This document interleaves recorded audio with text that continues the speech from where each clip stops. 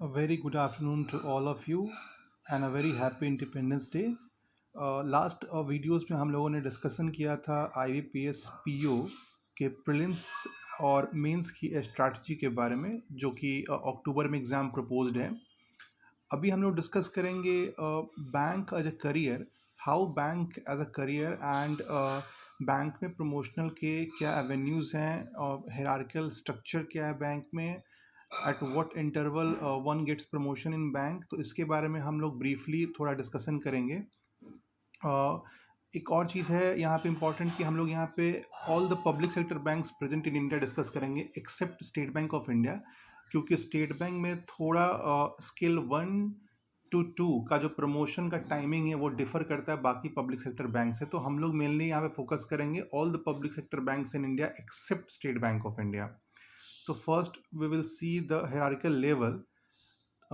जब हम बैंक का कोई एग्जामिनेशन क्रैक करते हैं ऑफिसर कैडर में, तो जो पहली पोस्टिंग हमारी होती है वो एज ए प्रोबेशनरी ऑफिसर होती है, जो कि जूनियर मैनेजमेंट ग्रेड में रहता है प्रमोशन की पोस्टिंग। और ये पोस्टिंग एज ए स्केल 1 होती है। तो हम ज्वाइन करते हैं as a probationary officer in junior management grade as a scale 1 officer. यहाँ पे स्केल 1 ऑफिसर बैंक का इनिशियल लेवल पोस्ट है ऑफिसर कैडर में। और हमको यहाँ पे बहुत सारी चीज़ें, अलग अलग चीज़ें सीखनी रहती है बैंक के बारे में, बैंक कैसे फंक्शनिंग करता है, कस्टमर सर्विस कैसे हम प्रोवाइड करते हैं।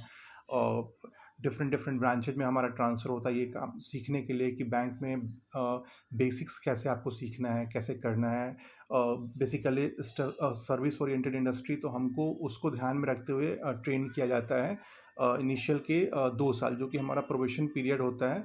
उसमें हमारा परफॉर्मेंस भी ओवर द टाइम रिव्यू किया जाता है कि हमने काम को कितना ग्रैब किया है। और स्केल 1 में हम 4 साल स्पेंड करते हैं अलग अलग सेक्शंस में, बैंक के ब्रांचेज के अलग अलग ब्रांचेज में। सेक्शन लाइक डिपॉजिट सेक्शन हो गया या क्रेडिट सेक्शन हो गया। तो जनरली हम ये जो 4 साल होता है, 2 साल प्रोबेशन पीरियड एंड उसके बाद हम कंफर्म होते हैं as assistant manager. So now the probationary officer tag is removed and now the designation is called assistant manager.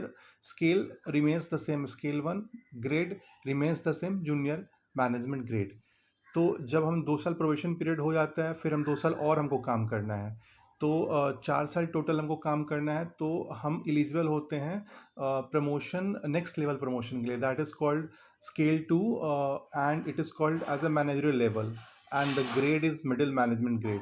तो बैंक में जनरली 4 साल स्पेंड करने के बाद इन स्केल 1 हमको एग्ज़ाम देना है, रिटन एग्जामिनेशन, जिसमें जो क्वेश्चंस रहेंगे वो बैंकिंग बैकग्राउंड से रहेंगे, जो हमने सीखा है, जो हमने जाना है बैंकिंग के बारे में। और ये एग्ज़ाम क्लियर करने के बाद फिर एक इंटरव्यू होता है जो बैंक की बोर्ड इंटरव्यू लेती है, जिसमें AGM और DGM रैंक के एग्जीक्यूटिव्स रहते हैं जो आपको असेस करते हैं इंटरव्यू में।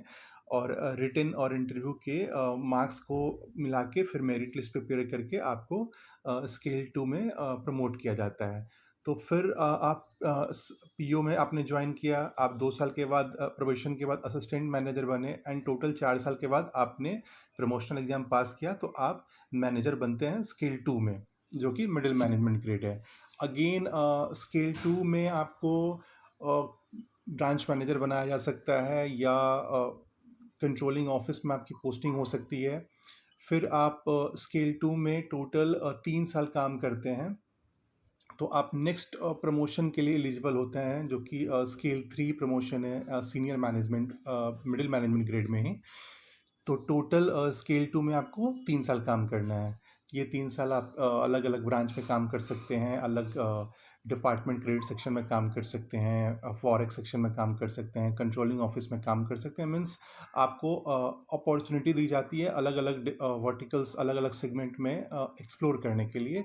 और आपके नॉलेज और आपके परफॉर्मेंस के बेसिस पे आप आफ्टर 3 इयर्स एलिजिबल होते हैं स्केल 3 के प्रमोशन के लिए।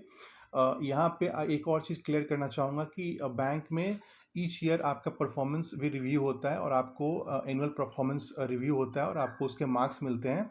तो प्रमोशन में इसका भी वेटेज रहता है। आपने जो एग्जामिनेशन दिया, रिटन या इंटरव्यू, उसका वेटेज तो रहेगा ही आपके नॉलेज का, बट आपको आपने जो परफॉर्मेंस अप्रेजल में मार्क्स ऑब्टेन किया है उसका भी वेटेज रहता है, और आपके पास कुछ एडिशनल क्वालिफिकेशन है तो उसके भी कुछ मार्क्स रहते हैं, जैसे कि आपने जीआईबी क्वालिफाई किया है या सीआईबी क्वालिफाई किया है तो जीआईबी का एक इंक्रीमेंट मिलता है, सीआईबी का एक इंक्रीमेंट मिलता है, और इंटरव्यू में एक एडिशनल वेटेज रहता है in form of marks.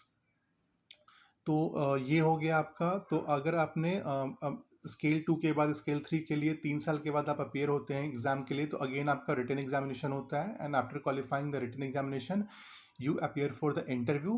Again interview में एग्जीक्यूटिव्स रहते हैं डीजीएम रैंक के, एजीएम रैंक के, जो आपको असेस करेंगे और आपके परफॉर्मेंस के, रिटन और इंटरव्यू के परफॉर्मेंस के बेसिस पे, और जितनी सीटें बैंक ने पब्लिश की है प्रमोशन के लिए उसके अगेंस्ट में as per the merit list आपका सिलेक्शन होता है। तो आप सीनियर मैनेजर बनते हैं। मीन्स आपने ज्वाइन किया पीओ स्केल 1 में, 2 साल आपने प्रोबेशन पीरियड अपना स्पेंड किया, फिर आपने 2 साल और काम किया after probation period as a scale assistant manager in same scale 1. Then after 4 years you appear for examination, you clear the examination, you become manager in scale 2. Again after 3 years post becoming a manager, you appear for examination, you clear the written and interview, and as per the merit list you become senior manager in scale 3. फिर scale 3 में आपको total 3 साल काम करना रहता है again, और scale 3 में 3 साल काम करने के बाद आप नेक्स्ट राउंड ऑफ इंटरव्यू के, नेक्स्ट राउंड ऑफ प्रमोशन के लिए एलिजिबल होते हैं, जो कि है chief manager, that is scale 4। और ये है सीनियर मैनेजमेंट ग्रेड, मीन्स आप अब एग्जीक्यूटिव लेवल में आ जाते हैं। तो चीफ मैनेजर की एग्जामिनेशन के लिए आपको अलग अलग बैंक का अलग अलग क्राइटेरिया, कुछ बैंक रिटन का एग्ज़ाम लेते हैं और फिर इंटरव्यू लेते हैं, कुछ बैंक रिटन नहीं लेते हैं, सिर्फ इंटरव्यू, सिर्फ ग्रुप डिस्कशन और इंटरव्यू लेते हैं, और जितनी वैकेंसी पब्लिश की है उस वैकेंसी के प्रोपोर्शन में जितने लोग मेरिट लिस्ट में सेलेक्ट हुए हैं अकॉर्डिंग टू वैकेंसी, वो फिर चीफ मैनेजर बनते हैं स्केल 4 में। तो टोटल पीओ से मैनेजर बनने में 4 साल, मैनेजर से सीनियर मैनेजर बनने में 3 साल 7 साल, और सीनियर मैनेजर से चीफ मैनेजर बनने में 3 साल, मीन्स टोटल 10 साल। मीन्स अगर आपका परफॉर्मेंस अच्छा है, ब्रांच की ग्रोथ, ब्रांच में आपने अच्छा काम किया है, आपके ब्रांच का परफॉर्मेंस अच्छा है, या अगर आप कंट्रोलिंग ऑफिस में हैं तो आपने जो सीखा है, आपके अपने नॉलेज को आपने इम्प्लीमेंट किया है, आपने परफॉर्मेंस अप्रेजल में मार्क्स अच्छे ऑब्टेन किए हैं, आपका जीआईबी सीआईबी क्लियर है, और आप एग्जामिनेशन क्लियर करते हो रिटन और इंटरव्यू का, या जीडी है, जो भी है अलग अलग बैंक के अनुसार, तो फिर आप within 10 year you can get the post of chief manager. Now one thing I would like to mention that initial level में वैकेंसीज बहुत रहती है, जैसे स्केल 2 में वैकेंसीज बहुत रहती हैं, 3 में रहती है, बट जैसे जैसे हम हायरार्की लेवल में ऊपर जाते हैं वैकेंसीज कम होती जाती है और कंपटीशन बहुत बढ़ जाता है। अब यहाँ से चीफ मैनेजर से एजीएम बनने के लिए जो मिनिमम क्राइटेरिया है वो 3 साल का है, बट सिंस वैकेंसीज बहुत कम हो जाती है चीफ मैनेजर के बाद एजीएम के लिए, तो कंपटीशन का लेवल ही बहुत बढ़ जाता है। तो आप स्केल 4 में आप काम करते हैं 3 साल, तो आपकी नेक्स्ट एलिजिबिलिटी आती है असिस्टेंट जनरल मैनेजर की, जो कि स्केल 5 की वैकेंसी है, और ये एक सीनियर मैनेजमेंट ग्रेड की वैकेंसी है एग्जीक्यूटिव लेवल्स में। तो आप चीफ मैनेजर के बाद आप 3 साल के बाद आप एलिजिबल होते हैं एजीएम के प्रमोशन के लिए। एजीएम के प्रमोशन में कोई रिटन एग्ज़ाम नहीं होता है, सिर्फ इंटरव्यू होता है, जो कि जनरली एग्जीक्यूटिव डायरेक्टर लेते हैं बैंक के, और एक्सटर्नल भी इंटरव्यूअर रहते हैं उसमें, ईडी लेवल के, जीएम और ईडी लेवल के। तो उस लेवल का इंटरव्यू होता है, उसके बाद अगर आप क्वालिफाई करते हैं तो आप एजीएम बनते हैं। देन अगेन एजीएम के बाद डीजीएम बनने के लिए 3 साल का क्राइटेरिया है। फिर डीजीएम में आप अगर के बाद आप 3 साल के बाद जीएम के लिए एलिजिबल होते हैं, और डीजीएम स्केल 6 की वैकेंसी है टॉप मैनेजमेंट में, जनरल मैनेजर स्केल 7 की वैकेंसी है टॉप मैनेजमेंट में। तो स्केल जीएम तक आते आते आप एक सर्टेन आपने एक्सपोजर बैंक में बहुत अच्छा एक्सपोजर ले लिया होता है, और जीएम के बाद स्केल वाइज वैकेंसी ख़त्म हो जाती है। उसके बाद ईडी की वैकेंसी, ईडी बैंक में पोस्ट होती है, ईडी और एमडी की, जो कि that is appointed by the government of India, ministry of finance, तो हम यहाँ पे जीएम तक की वैकेंसी का डिस्कशन करेंगे, क्योंकि यहाँ पे एक सर्टेन टाइम, स्टिपुलेटेड टाइम है कि इस टाइम में आप एलिजिबल हो जाते हैं इस पर्टिकुलर पोस्ट के लिए.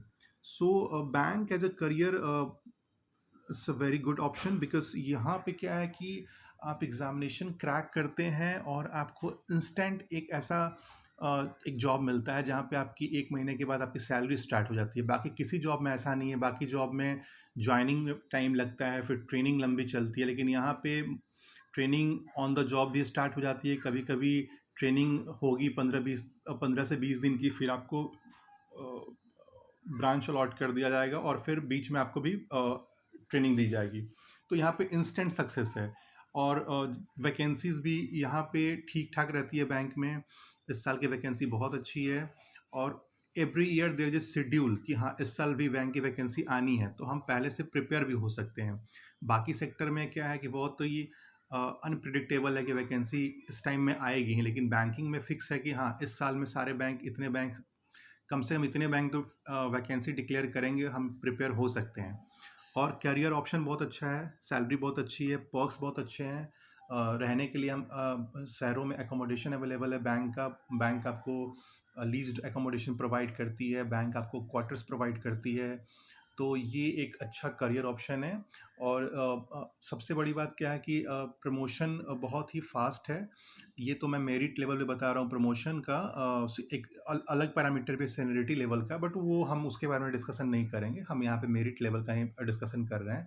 तो अगर आप 23-24 साल की एज में पीओ बन जाते हैं, तो at the age of 38-39 you will become AGM of the bank, AGM in the bank. So आपका आगे का फ्यूचर बहुत ही प्रॉस्पेरस रहेगा.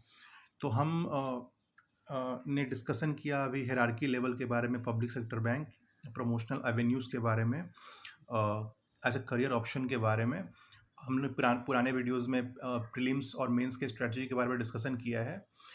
मीनवाइल हम और भी कुछ वीडियोस लेके आएंगे बैंकिंग सेक्टर के बारे में, जैसे कि जेआईबी और सीआईबी का एग्जामिनेशन अगर हम बैंक में जॉब करते हुए इस दोनों एग्जामिनेशन को क्लियर कर लें तो हमको 2 इंक्रीमेंट एक्स्ट्रा मिलता है.